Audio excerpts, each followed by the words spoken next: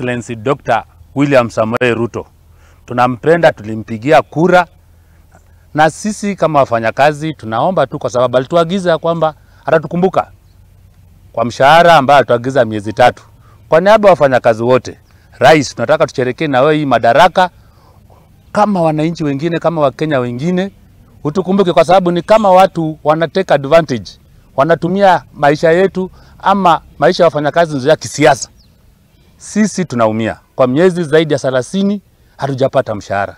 Kwa majina ni Benjamin Sunday Agunda, nikiwa mwenyekiti wa Nzoia Union chini ya KUSPAU. Shida za wafanyikazi na shida za ukulima ziliangaziwa sana katika bunge letu, na hata wakaweka siku 90 ya kwamba watakuwa wamekamilisha. Ya ajabu ni kwamba iliyotokea ni ile pesa ya mkulima na mfanyikazi akasahaulika. Swali ni je, bunge letu la sasa kazi yao ni gani? Wanapitisha vitu na tena hawakamilishi. Local leaders, especially in areas that grow cane, that is Western region and Nyanza region. Musiwache wafanyikazi wa hizi viwanda waumie. Mulituagiza kwamba mutasimama na sisi kama wafanyikazi wa viwanda. Simameni na sisi.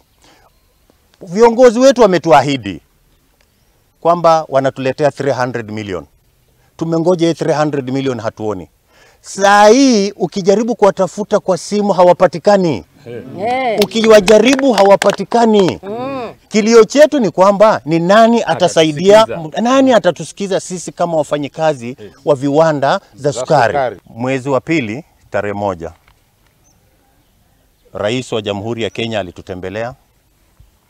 Alitembelea kiwanda cha Nzoia na aliwaagiza kwamba anaenda kujaribu alipe wafanyakazi wa viwanda za miwa, kwa sababu wote kuanzia Nzoia, Chemelil, Mhoroni, Soni, wote kuna malimbikisi ya mishahara zao. Na wakati president alikuwa Nzoia hapa, alisema kwamba anaenda kujaribu walipwe mishahara ya miezi 3. Kuna viwanda zenye zinadai mshahara ya miezi 56, miezi 24, miezi 25. Tumengoja sana. Wafanyakazi hawa wanaumia, watoto wao hawaendi shule, hawawezi kujimudu hata matibabu.